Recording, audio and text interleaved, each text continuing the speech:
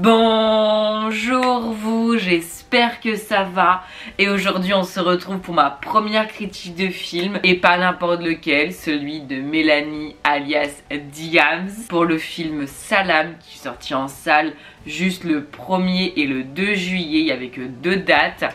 Et là on est dimanche 3 juillet, je me suis dit let's go, je fais ma décrypte. Ce que j'en ai pensé du film, donc vous allez tout savoir, mais de revoir Diams sur les écrans après plus de 10 ans d'absence, c'est juste incroyable. Si vous savez pas qui est Diams, elle s'appelle Mélanie dans la vraie vie et c'est une personne qui chante, qui rappe. En fait, je trouvais qu'elle rappait mais avec son cœur en fait. Et quand on apprend dans le reportage qu'en fait elle devait se sentir mal pour rapper, franchement c'est grave une remise en question sur le bien-être personnel et comment sont vus les artistes. Enfin franchement c'est un très beau documentaire qui a été fait par Brut. Et en fait il s'appelle Salam parce que Salam signifie paix en arabe. Et du coup en fait elle explique tout son cheminement de vie. 3 étapes le film. Donc déjà première étape, elle montre comment elle était quand elle était connue, comment elle était quand elle était au sommet du Star System. Et enfin moi j'aurais jamais imaginé, en étant fan d'elle, j'aurais jamais imaginé que elle sentait aussi mal que ça. Et c'est ça aussi qui est beau dans ce film, c'est qu'on s'imagine jamais voir des gens en dehors des réseaux. Au premier moment du film, c'est vraiment magnifique. Ils interviewent des proches à elle, comme par exemple Charlotte. Charlotte, je savais pas du tout qu'elle s'appelait comme ça, c'est Vita en fait. Ils ont interviewé par exemple leur manager, sa maman, comment elle a vécu aussi tout le Star System, mais aussi comment elle a vécu la vie avec Mélanie. Et c'était vraiment un très beau moment je trouve, et super solennel. Genre, enfin moi pour la petite anecdote, je vais tout le temps au cinéma, je mange des popcorn et là vraiment la salle était en unanimité de silence quand elle parlait. C'était un moment, mais je vous jure je suis émue parce que c'était un trop beau documentaire. Quand elle était plus jeune, qu'on voyait vraiment qu'elle était perdue, et en fait elle a dit une phrase à un moment donné qui m'a vraiment émue, c'est que genre en mode en fait elle chantait sa douleur, donne sur la feuille. En fait elle a expliqué que genre quand elle chantait des chansons tristes ou des choses comme ça, elle aurait aimé que quelqu'un le vienne en aide. Sauf qu'en fait quand elle chantait, en fait ça nous touchait parce qu'on vivait aussi la même chose. Et du coup elle se disait mais en fait je chante à des gens qui sont même sad que moi, démunis, qui savent pas quoi faire. Et c'était vraiment un moment mais juste waouh. Et en fait cette femme, je ne sais pas comment vous l'expliquer, mais dès qu'elle chante elle m'émue. Genre même d'en parler ça me touche parce que genre elle arrivait toujours dans des moments de ma vie où ça allait pas ou des choses. Et vraiment son film il est arrivé tel un cadeau. Je vous jure je sais pas pourquoi je suis en train de pleurer là.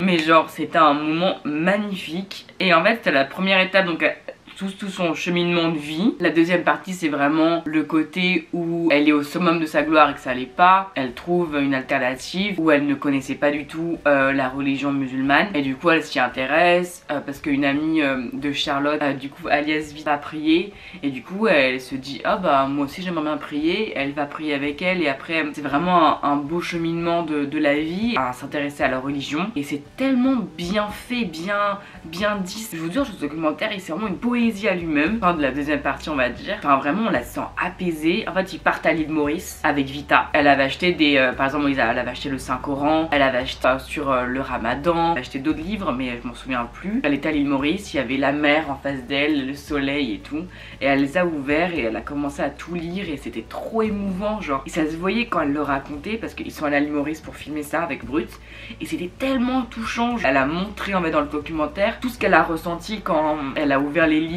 J'ai l'impression vraiment, ce que disait qu'une amie à moi, c'est que son visage il s'est égayé. Je sais pas pourquoi ça me touche autant parce que en fait c'est une personne avec qui j'ai grandi et bien avec elle-même. Et franchement c'était trop beau à voir. Enfin quand on a vu la première partie où elle racontait ses malheurs, où elle voyait qu'elle était pas bien, qu'elle était un peu genre vraiment au bord du gouffre, et qu'après on va dire qu'elle voit la lumière au fond du tunnel et que ça la prend et ça lui dit viens Diams on est là. Et ça m'a trop touchée. À un moment donné je crois qu'elle est à l'île Maurice si je dis pas de bêtises, je vous mettrai si vous voulez le truc juste là, mais c'était tellement beau. Je me sens coupable. Mais de quoi finalement? Coupable d'avoir choisi la vie plutôt que la mort. Coupable d'être vivante, c'est ça? Et si j'avais pris un flingue? Si j'avais vidé la seringue? Serais-je devenu un héros? Je me pose la question. Qui dois-je suivre? Ils m'aiment si je leur dis que mourir m'inspire. Il faudrait que je crève pour mieux écrire. Mais je préfère vivre. tant pis. C'est ouf parce qu'on s'imagine pas tout ce que les gens peuvent vivre dans leur vie. La troisième partie, c'est vraiment là où elle montre clairement que bah elle est heureuse maintenant et elle est heureuse dans sa religion. Et à un moment donné, ça m'a tellement émue aussi. Elle parle du moment où Paris Match lui a complètement volé en fait une partie d'elle-même, parce qu'elle explique dans le reportage qu'elle se sentait prête à l'assumer au grand jour. Elle prenait vraiment son temps et tellement émue que quelqu'un arrive, la prendre en photo, bam, balancer dans Paris Match. Moi je me rappelle, j'ai vu cette photo et après elle a dit qu'elle avait peur de décevoir ses fans. Et la troisième partie, elle explique vraiment qu'elle veut vraiment aider. Je ne savais pas du tout, mais dans le Saint-Coran, il y a une partie sur les orphelins et en fait elle a expliqué que du coup elle ne connaissait pas d'orphelins et du coup elle a commencé à chercher un endroit pour ouvrir une association et du coup elle a lancé le Big Up Project. Et du coup là c'est vraiment la troisième partie où elle montre qu'elle va beaucoup mieux, qu'elle est épanouie. Même son visage il est tellement beau, tellement rayonnant. La fin du documentaire, t'es apaisé. En fait c'est ça qui est ouf dans le documentaire, c'est que vraiment, moi je trouve que t'as trois parties émotionnelles. C'est-à-dire que la première partie tu souffres avec elle, la deuxième partie tu apprends avec elle et tu vois comment aller mieux, et la troisième partie t'es apaisé. Pour moi je l'ai vécu comme ça. N'hésitez pas à me dire en commentaire comment vous l'avez vécu si vous avez vu le film. Si vous n'avez pas vu en tout cas, vous pouvez le voir sur BrutX. C'est une nouvelle plateforme du coup de Brut qui est à 2,99 si je dis pas de bêtises. Et toujours je vous mets tout en barre d'infos. En tout cas, exceptionnel. Je ne regrette en aucun cas d'avoir vu ce film. C'est vraiment une leçon de vie, je dirais vraiment ça. Moi je trouve qu'elle nous a donné des clés encore pour avancer et pour aller mieux en fait. Et cette femme, pour moi, elle restera toujours une place là dans mon cœur. Voilà.